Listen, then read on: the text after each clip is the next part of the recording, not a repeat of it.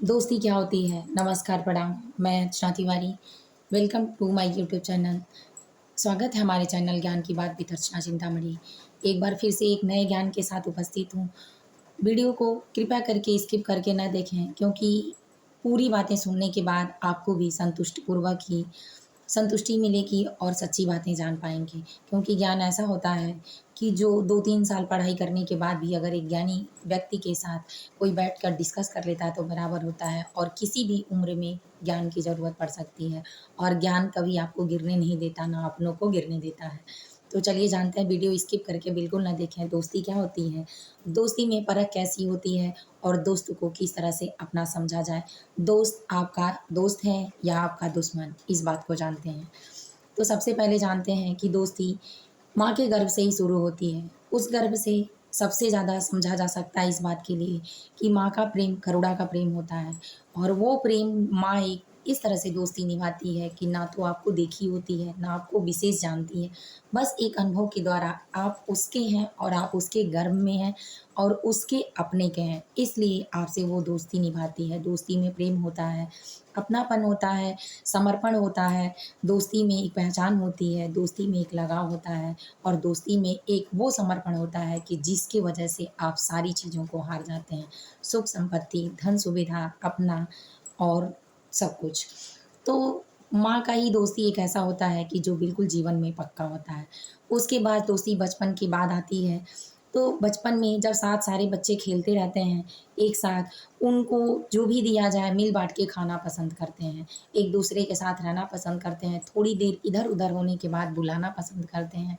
वो दोस्ती सच्ची दोस्ती होती है, क्योंकि एक-दूसरे से किसी और चीज़ की ना लालच होती, ना पीछे करने की कोई मोल होता, ना तो ये लगता कि तुम पीछे रहो, मैं आगे, और तुम आगे, मैं पीछे।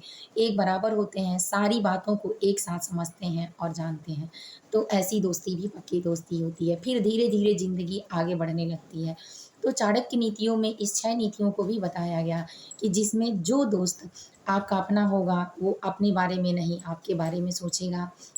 आप साथ खड़े हैं, तो सबसे पहले आपकी विचारात्मक शैलियों को देखकर आपके सुख में, आपके दुःख में, आपकी गलत चीज़ों में आपको अपना ज़रूर बनाएगा, लेकिन उन गलत चीज़ों को मौके पर टोक कर, रोक कर, समझा कर आपको सही रास्ते पर ले आएगा। लेकिन अगर आपका कोई ऐसा दोस्त नहीं है कि जो आपके गलत करने पर आपका साथ अगर देता है, अ, अगर आपको समझाता नहीं है, तो ये समझ लीजिए वो दोस्त नहीं है, आगे बढ़ाता है आपको।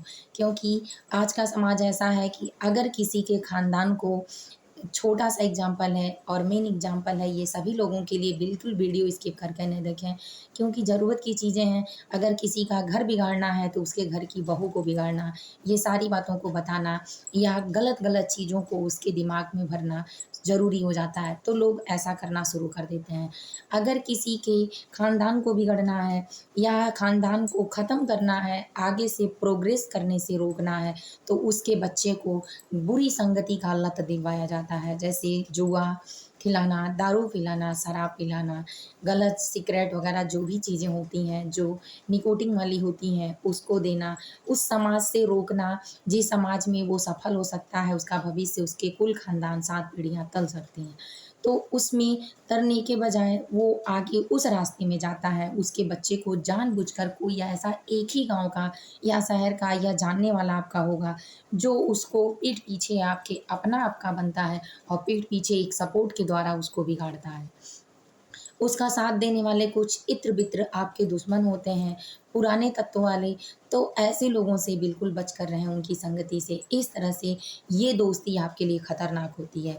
तो अपने को पहचानना सीखें। अगर कहा जाता है बाबू कि अगर दोस्त और धन में किसी को 2 में से किसी एक को चुनना पड़े, तो दोस्ती में हमेशा धन नहीं, दोस्त को चुनें।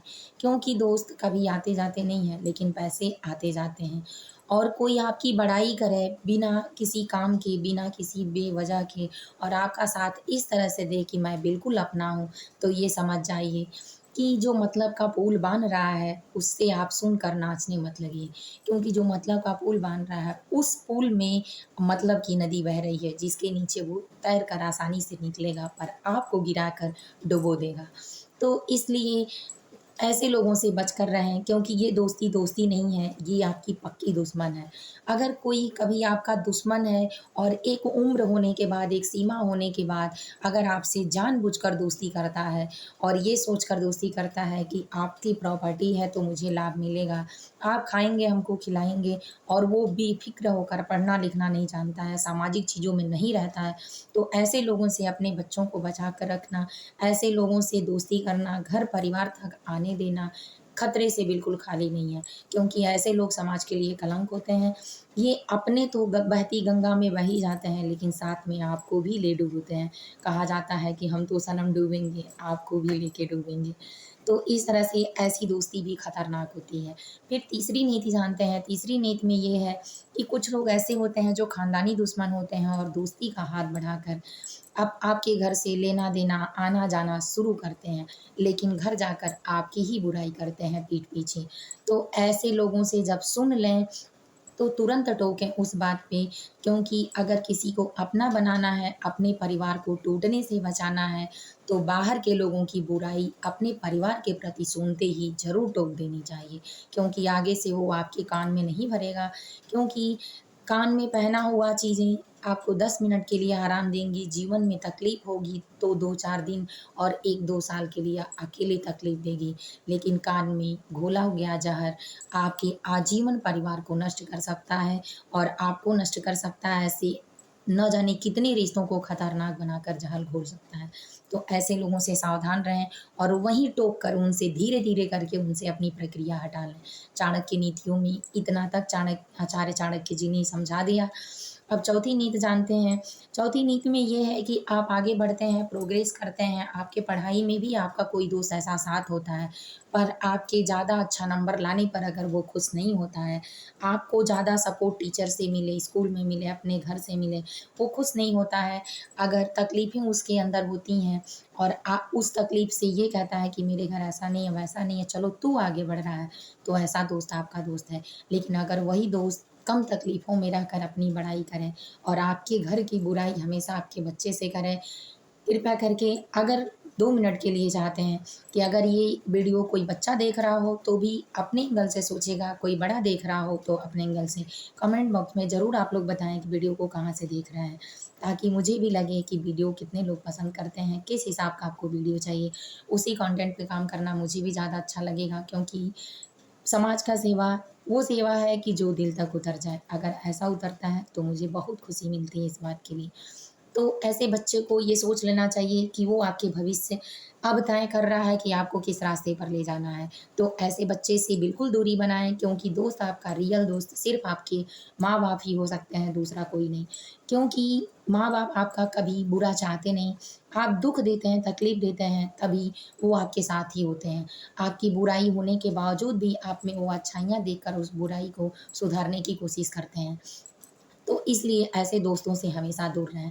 5वीं चीज़ ये जानते हैं कि समाज में जब आप बड़े लेवल पर उतरने लगते हैं, तो जो आपकी ज़मीन जायदाद होती है, आपकी प्रॉपर्टी होती है, उस प्रॉपर्टी से कुछ लोगों को जो इष्ट-विष्ट होते हैं, आपके इत्र-मित्र होते हैं, उनको जलन होती है। तो वो जलन की प्रक्रिया रखने के कारण आपके बच्चे को 100% बिगाड़ते हैं। आप उनकी गतिविधियों को अगर रोकते हैं, टोकते हैं या गलत चीज़ों पर देते हैं, तो वो अपने पास उसको रोक कर सराहना देते हैं।